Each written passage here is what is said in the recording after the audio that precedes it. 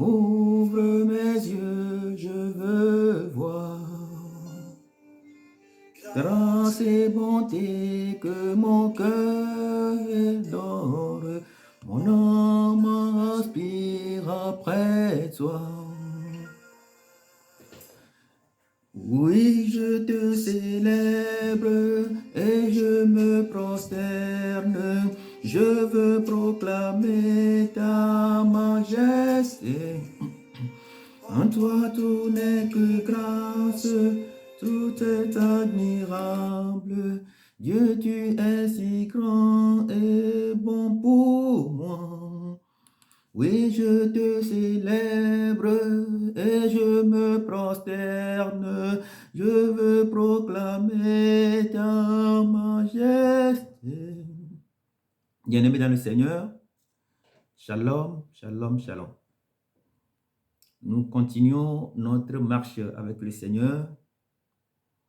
La dernière fois, nous avons parlé, nous avons expérimenté, exploré le chant sur le thème 5 choses à faire pour tuer son Goliath. Aujourd'hui, nous allons attaquer la partie 2, c'est-à-dire la deuxième partie. Pour commencer, nous allons proclamer notre foi. Et pour ce faire, nous avons choisi l'Épître aux Romains, chapitre 5, verset 17. Suivant. Si par l'offense d'un seul homme, la mort a régné par lui, à plus forte raison, ceux qui reçoivent l'abondance de la grâce du don de la justice régneront-ils dans la vie par Jésus-Christ lui seul. En résumé, cette parole nous dit que si par Adam, son péché, nous sommes morts, c'est en Jésus-Christ que nous vivons et que nous régnons. Et donc, cette parole dit que nous régnons dans cette vie. Nous sommes des rois et nous régnons. Nous régnons dans toutes les circonstances de notre vie. Nous régnons dans nos familles, nous régnons dans nos milieux professionnels. Nous régnons sur nos blocages, nous régnons sur nos Goliaths, nous régnons sur les maladies de notre vie. Nous régnons sur toutes les maladies de toutes sortes. Mais si par mégarde, nous avons peur, cela veut dire que nous laissons le libre cours à l'ennemi de régner sur notre vie. Laisserons-nous détruire par l'ennemi ou bien nous allons croire, nous allons nous ancrer et ancrer notre vie dans la parole de Dieu pour que nous puissions régner effectivement avec Jésus-Christ de Nazareth. Que le Seigneur nous donne son pouvoir pour que nous puissions continuellement régner avec notre victoire qu'il a déjà acquise par le sang de l'agneau, pour que nous puissions régner dans toutes les circonstances de notre vie, pour que nous puissions régner dans toutes les situations, pour que nous puissions régner favorablement dans les turbulences, dans les zones de turbulence que nous connaissons et que connaît l'histoire de ce monde actuel. Pour faire un bref résumé de ce que nous avons fait, de ce que nous avions partagé ensemble la dernière fois, nous avions dit que Goliath peut être notre maladie, nos besoins, nos difficultés, les obstacles de notre vie, les blocages, nos états de statu quo. Cela peut être beaucoup de choses qui concernent même les difficultés de notre vie, les problèmes liés à nos familles, les difficultés, etc. Et nous disons que pour pallier à ce manque, pour définitivement réussir ce défi-là, de régner sur nos maladies, nos faiblesses, nos fragilités, nos torts, nos blocages, nous avons énoncé 5 éléments très importants, 5 paramètres très importants qui puissent nous aider à tuer notre Goliath. Entre autres, nous avons l'expérience. Et nous avons cité le cas de David qui a tué Goliath. Nous avons beaucoup exploré ce champ de l'expérience, mais nous en reviendrons. Nous reviendrons là-dessus.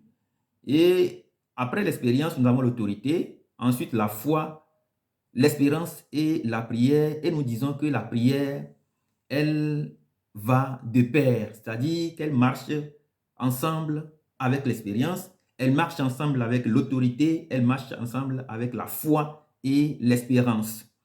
La dernière fois, nous disons également que nous allons aujourd'hui voir les blocages de notre vie, ce qui bloque notre vie, ce qui bloque nos prières, ce qui porte atteinte à nos prières pour que nous ne puissions pas évoluer convenablement, pour que nos étoiles ne puissent pas briller convenablement, comme le dit le livre de Philippiens 2, versets 15 à 16.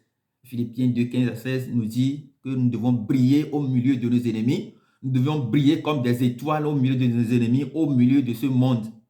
Et donc, nous allons voir, nous avions dit que nous allons voir concrètement ce qui fait, ce qui porte atteinte à notre vie pour que nous ne puissions pas briller convenablement, pour que nous ne puissions pas régner convenablement, comme le dit notre déclaration de foi de ce matin.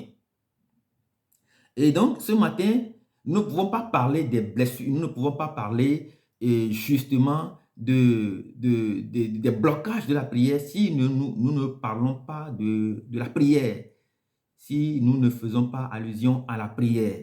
D'abord, nous allons voir qu'est-ce que c'est que la prière. Nous n'allons pas faire une étude théorique. Nous allons très rapidement nous ressourcer dans la parole de Dieu. Nous allons faire des allers-retours. Nous allons faire comme le colibri, cet animal, cet oiseau-là qu'on appelle le colibri. Nous allons faire des allers-retours entre la parole de Dieu et ce que nous vivons exactement dans le monde. C'est-à-dire que nous allons articuler la parole de Dieu, ce qui est écrit dans la parole de Dieu dans la Bible et les expériences de la vie pour pouvoir définir convenablement ce que c'est que la prière. Mais ce que nous pouvons noter ici, c'est qu'au commencement était la prière. Dans la Genèse, nous voyons que juste après avoir défié Dieu, après avoir péché, Adam et Ève ont commencé finalement par aller vers Dieu. Alors qu'avant, c'était Dieu qui allait vers eux. Et donc, qu'est-ce qui a fait qu'ils étaient allés, qu'est-ce qui a fait que finalement l'homme devait aller vers Dieu? C'est justement parce que nous avons péché et que c'est le péché qui a fourvoyé la dimension spirituelle que nous avons par rapport à notre Dieu. Dieu qui nous a créés à son image et à sa ressemblance. Et donc, désormais, nous voyons que tous les hommes, à travers la Bible, nous voyons que désormais, tous les hommes sont appelés à prier, tous les hommes sont appelés à converger vers Dieu, tout le monde plutôt, excusez-moi, est appelé à aller vers Dieu, à prier, à crier vers lui, à lamenter vers lui, à tuer et à tourner véritablement son regard vers son Dieu. Et si nous voyons également de l'autre côté dans le monde, les non-croyants, ceux qui ne croient pas, ils prient également. Ceux qui ne croient pas en Dieu, en notre Dieu, ils prient également. Cela vient du fait que l'homme a réalisé qu'il y a une source insondable, une source intarissable, il y a quelque chose qui le dépasse et que vraisemblablement, il doit faire tout effort possible pour pouvoir se ressourcer finalement afin de continuer sa marche. Finalement, la prière devient vitale. Elle est comme de l'air, de l'eau, de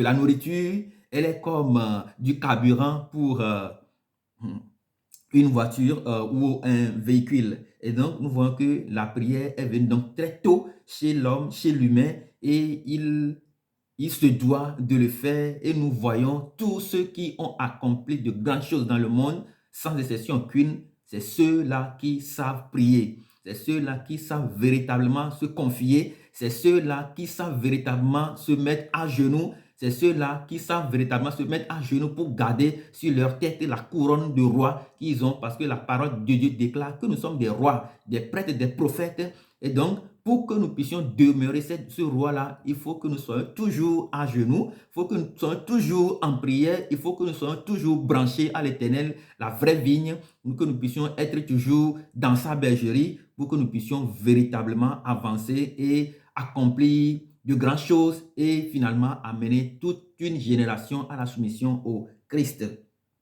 Voilà. Et donc, nous voyons que déjà, la prière, si nous voulons définir la prière, nous allons justement dire, en voyant, en prenant comme miroir le livre de Jean 17, nous voyons comment Jésus prie pour ses apôtres, ses disciples, comment il demande au Père de prier, et comment il demande au Père de les garder dans son amour, de les protéger, car il leur a déjà fait connaître son nom. Et donc, Jésus a même dit que le Père n'a qu'à lui donner la gloire qu'il disposait déjà auprès de lui. Et donc, nous voyons quand Jésus priait, il faisait quoi? Il demandait. C'était une demande que Jésus faisait. Donc, nous voyons que la prière se résume en ce que je peux appeler ici, à travers la parole de Dieu, une demande.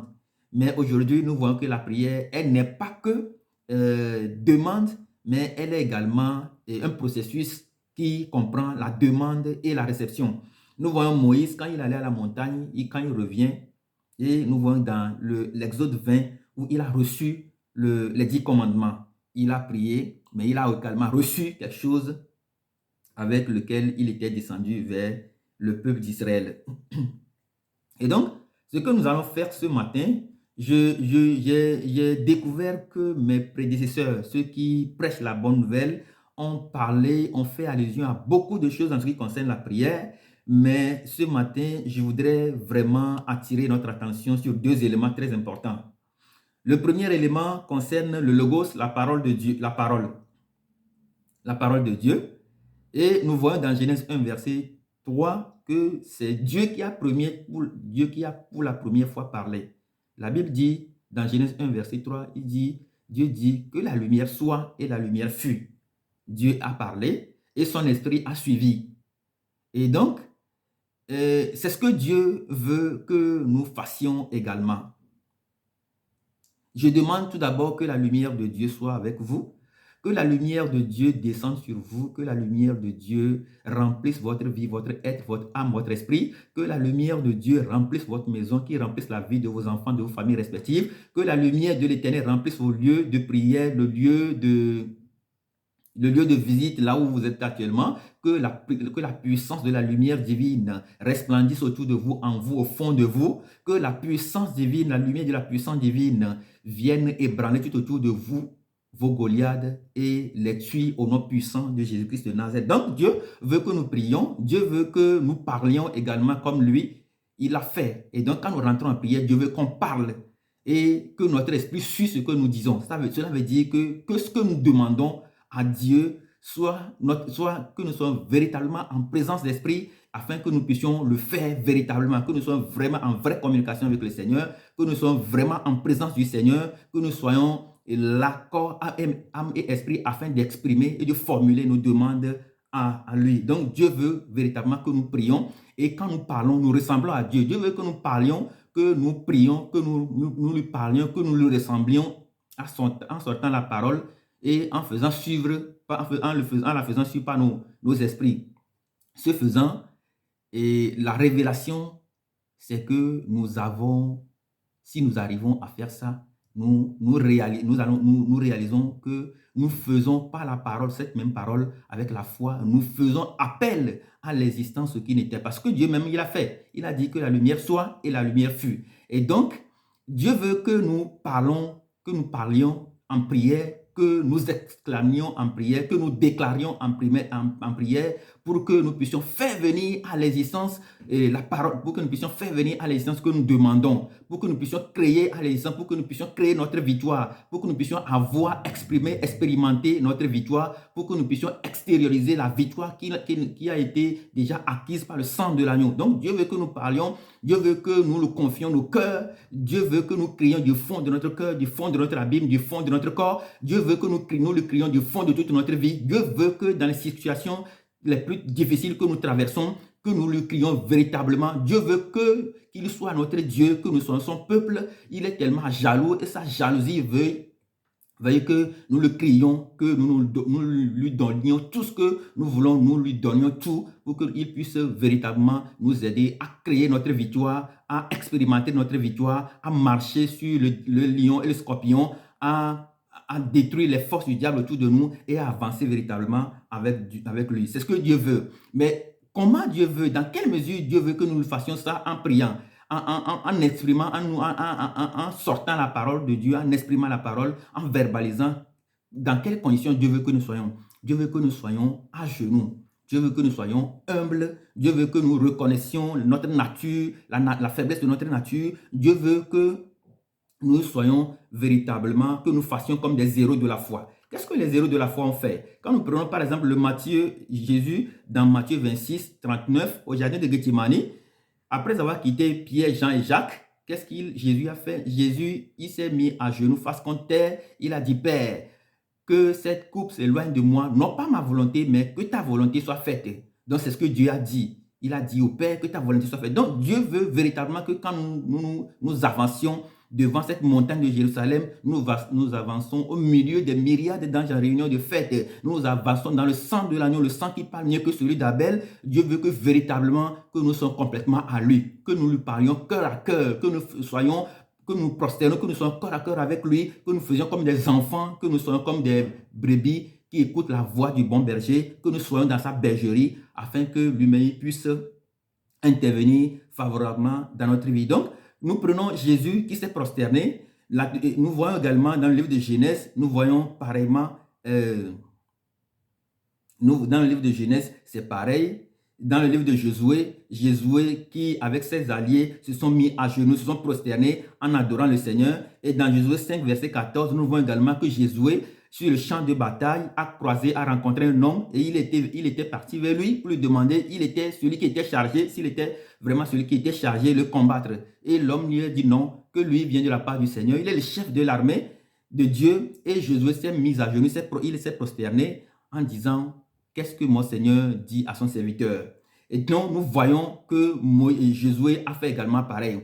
Et nous voyons de la même manière, nous voyons notre héros de la foi, Abraham a fait pareil à la chaîne des Mambrés. Il était assis à la porte de sa tente à l'heure chaude de la journée. Quand il leva les yeux, il vit 3 anges qui venaient vers lui. Il s'est précipité, il s'est prosterné devant ces 3 anges-là. Et donc, nous voyons que tous les versets que j'ai cités, ce sont des versets où les héros de la foi se sont prosternés véritablement. Et donc, c'est cette attitude-là que Dieu veut que nous apprenions. C'est ce que Dieu veut que nous lui fassions réellement. Dieu veut que nous rentrons en prière avec cette posture-là, cette casquette-là, afin que nous puissions transformer véritablement nos lieux de combat, nos soucis, afin que nous puissions transformer cette zone de turbulence que nous traversons aujourd'hui dans le monde en un sanctuaire, en un véritable sanctuaire où nous sommes capables d'adorer le Seigneur, de le louer, de le glorifier comme Pierre et Paul et Silas, plutôt dans la prison, quand ils avaient commencé par prier, louer le Seigneur, les murs ont tremblé, la terre a tremblé, les portes sont ouvertes, ils étaient sortis. Et même dans la prison, ils ont réussi même à gagner des âmes pour l'Éternel. Donc c'est ce que Dieu veut qu'on fasse. Dieu veut qu'on rentre en prière, qu'on exprime nos besoins. Dieu veut qu'on lui parle. Il est là, bras ouverts, il attend tout le monde. Dieu n'a jamais rejeté quiconque. Dieu nous appelle, Dieu nous veut pour lui. Sa jalousie est tellement forte que Dieu nous veut pour lui seul. Il veut que nous lui parlons cœur à cœur. Il veut que nous soyons complètement debout pour lui. Il veut que nous soyons complètement des hommes qui sont capables de créer leur victoire, qui sont capables de créer leur victoire, qui sont capables de dompter leur Goliath, qui sont capables de renverser leur Goliath, de les tuer, qui sont capables de marcher sur les scorpions, les dragons. Que l'Éternel agisse ce matin dans votre vie, que l'Éternel vous fasse cette visite-là et qu'il fasse écrouler les murs de Jéricho autour de vous, que le Seigneur brise toutes sortes de maladies en vous, qu'il brise toutes vos faiblesses, vos torts, que le Seigneur s'érige en potentiel de roi dans votre vie, afin que vous puissiez régner par lui au nom puissant de Jésus-Christ de Nazareth.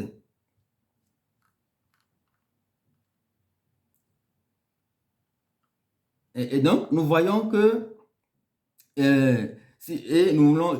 Dieu veut véritablement, Dieu veut que nous rentrions en prière, que nous parlons et que par la prière et l'esprit, nous créons notre victoire, nous agissons, nous domptons l'ennemi. Dieu veut que nous le faisions de manière prosternée. Dieu veut que nous le fassions de manière à genoux, car le jour où nous allons éloigner nos genoux de la terre, la couronne de roi qui est sur notre tête va tomber. Donc Dieu veut que nous le fassions à genoux et Dieu veut qu'à genoux, nous soyons victorieux. Dieu veut qu'à genoux, nous transformions nos lieux de difficulté, nos situations difficiles. Dieu veut que nous transformions nos lieux de combat en un véritable sanctuaire, que nous traversions, les zones que nous traversions, les problèmes, les difficultés que nous traversions. Dieu veut que nous nous mettons à genoux, que nous crions vers lui pour que nous puissions transformer ces lieux en un véritable sanctuaire où, comme Pierre et Paul, comme Paul et Silas, que les murs de notre vie tremblent, que les murs de nos familles tremblent et que nous puissions sortir gaillardement pour gagner des âmes pour l'Éternel. Voilà. Et donc, une des figures que je voudrais vraiment souligner ici, c'est Moïse qui priait. Il priait il priait à genoux, il exprimait sa parole et ensuite, il était animé de la compassion. Voilà. Donc, c'est ce que Dieu veut pour nous. Dieu veut que nous soyons vraiment, nous ayons de la compassion pour nos frères et sœurs. Dieu veut que nous prions également pour nos frères et sœurs. Dieu veut que nous soyons toujours quelqu'un qui soit là pour prier véritablement. Car lorsque Dieu avait demandé à Moïse que le peuple là, c'est un peuple à la tête raide qui veut l'éliminer, Moïse a plaidé. Il a plaidé auprès de Dieu. Il a dit, mais Dieu, tu as promis à nos ancêtres que tu ne vas pas détruire les hommes et tu veux le faire. Il a présenté des arguments solides. Il a fait la prière de plaidoirie. Et finalement, Dieu a renoncé au mal qu'il veut faire à son peuple. Donc, Dieu veut véritablement que nous ayons ce caractère-là, cette compassion-là, d'où jaillit son pardon et sa miséricorde pour tous les peuples du monde entier. Si nous pouvions véritablement faire comme Moïse, je pense que nous allons créer un monde plus beau où les hommes seront sauvés à tout bout de champ.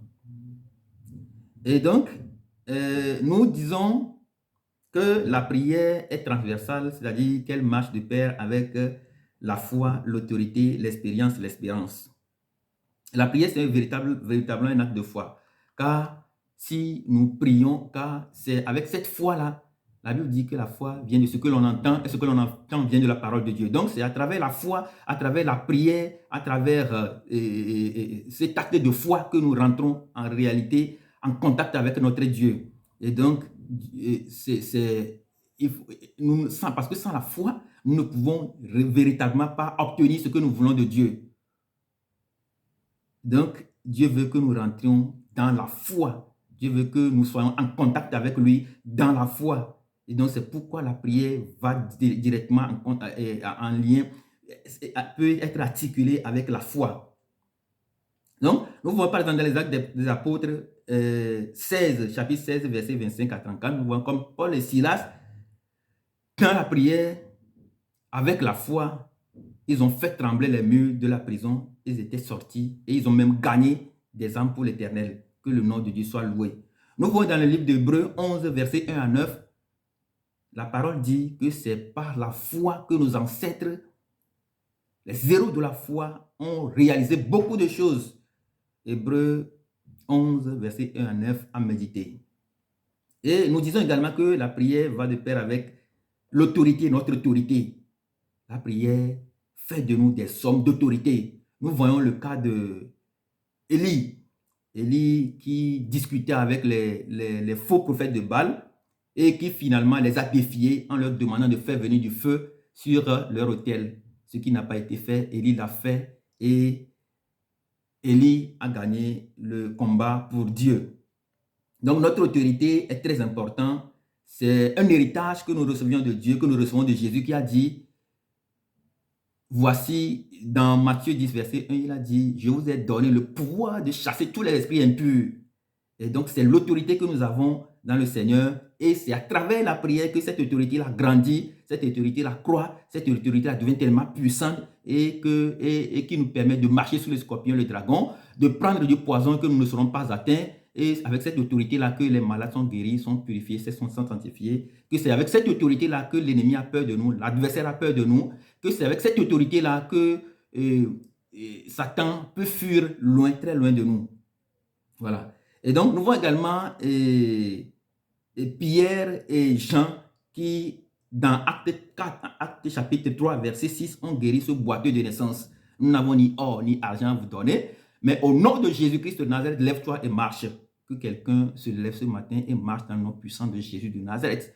Que quelqu'un se lève ce matin et marche au nom puissant de Jésus-Christ de Nazareth. Que quelqu'un se lève ce matin et que son Goliath puisse tomber au nom puissant de Jésus-Christ de Nazareth. Et donc, la prière fait de nous également des hommes d'espérance. Jérémie a dit dans Jérémie 9, 29, verset 11, que le plan de l'Éternel pour nous, c'est un projet de bonheur et non de malheur, afin de nous donner un avenir et de l'espérance. Donc, quand nous prions, soyons dans l'espérance que l'Éternel, celui qui nous a créés, à son image et à sa ressemblance, et qui nous demande de prier, ne nous laissera pas tomber. Il vient toujours au secours, car une parole dit, Un adage dit que celui qui espère en Dieu n'est jamais déçu. Alléluia. Donc, nous voyons également que la prière va de pair avec l'expérience. Et nous voyons l'expérience que nos héros de la foi ont fait à travers la Bible. Nous citons ici Élisée. Il dit l'expérience d'Élisée qui, à la rencontre, Élisée, dont sa ville a été assiégée, son serviteur était sorti. Il était venu lui dire que apparemment il y a les ennemis du peuple voisin qui viennent assiéger la ville pour te mettre la main dessus.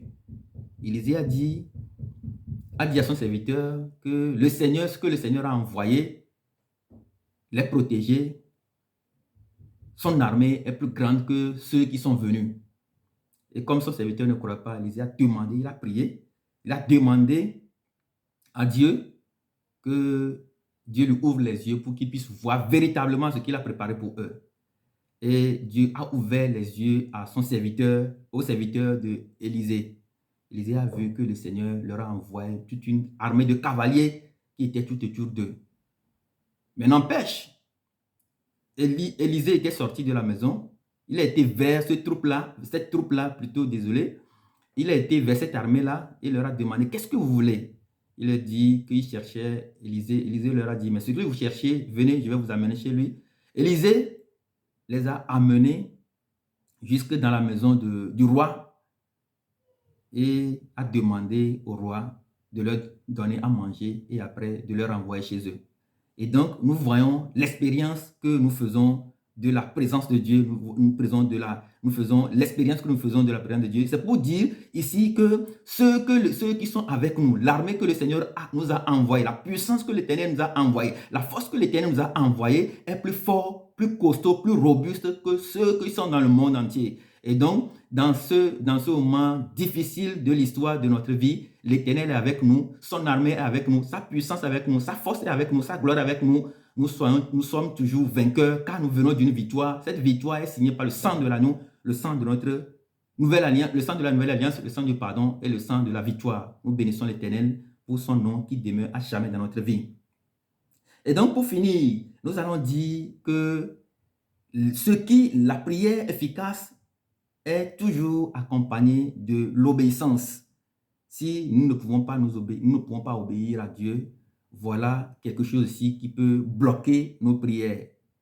Il y a des gens qui veulent avoir un miracle dans leur vie, mais ils ne sont pas capables de faire un miracle pour Dieu. Le miracle que nous allons faire pour Dieu, c'est peut-être de nous abandonner à lui, de nous abandonner à sa jalousie, de nous confier totalement à lui, de nous donner à lui comme un bébé s'abandonne dans la main de sa maman. Dieu veut qu'on lui fasse un miracle pour que lui aussi, à son tour, puisse véritablement nous aider. Donc, on veut avoir du miracle, on veut évoluer, on veut devenir une grande personnalité, mais personne ne veut s'abandonner à l'Éternel. On ne veut pas s'abandonner, on ne veut pas s'abandonner totalement, on ne veut pas faire un minimum, on ne veut pas toucher le minimum de joie, ce que le Seigneur demande de faire. Et donc, dans le livre de Jacques 4, verset 7, il dit, soumettez-vous donc à Dieu, la soumission, de nous soumettre à Dieu, de résister au diable et il fera de nous. Jacques 4, verset 7. Donc, la parole, si nous résistons au diable, nous nous soumettons à Dieu, cela fera que nous serons toujours exaucés, car selon le plan de Dieu, il veut toujours notre bonheur et notre malheur. Et donc, pour conclure, Jacques dit que nous demandons et nous ne recevons pas parce que justement, nous demandons des richesses pour satisfaire nos instincts. Dans Jacques 4, verset 3, il dit, vous demandez et vous ne recevrez pas parce que vous demandez justement des richesses pour satisfaire vos instincts. Laissons forger en nous donc le caractère du Christ, celui-là qui est plein d'amour, de compassion, qui comprend que cette vie, qui nous amène à croire que cette vie, c'est l'amour, la vie, le fondement de la vie, c'est l'amour. Et l'autre chose, c'est cette foi, cette compréhension que nous sommes complémentaires, que personne personne ne dépasse l'autre, mais que nous sommes complémentaires et que dans cette complémentarité, nous pouvons prier les uns pour les autres et ce faisant, nous pouvons aller très loin. Donc, la prochaine fois, nous allons véritablement rentrer dans un exemple palpable de prière. Et nous n'allons pas faire une didactique de la prière, mais nous allons rentrer dans la prière pour voir quels sont les éléments dont Dieu a besoin. Qu'est-ce que Dieu veut entendre de notre bouche afin de pouvoir réagir? Qu'est-ce que Dieu veut de nous? Car quelqu'un m'a dit que à chaque fois qu'il veut prier, demande au Seigneur quelle est la prière que lui, il veut exaucer. Voilà, donc que le Seigneur nous accorde cette grâce-là. Nous voici donc à la fin. Éternel des armées, nous te bénissons, nous t'adorons, nous te glorifions. Ta parole déclare que nous régnons dans la vie. Nous régnons dans cette vie. Nous te bénissons car nous régnons avec toi. Nous régnons dans cette zone de turbulence de notre vie. Nous régnons sur l'histoire de notre vie. Nous régnons dans nos familles respectives. Nous régnons dans nos lieux de travail. Nous régnons dans nos carrières professionnelles. Nous régnons à jamais. Nous régnons quand nous sortons de chez nous. Nous régnons quand nous revenons chez nous. Nous régnons quand nous faisons des projets. Nous régnons quand nous avons une famille. Nous régnons dans nos foyers au nom puissant de Jésus-Christ de Nazareth. Nous régnons à jamais. Seigneur, nous te supplions de faire de nous des lumières pour ce monde et de marcher avec nous au nom puissant de Jésus-Christ de Nazareth. Shalom.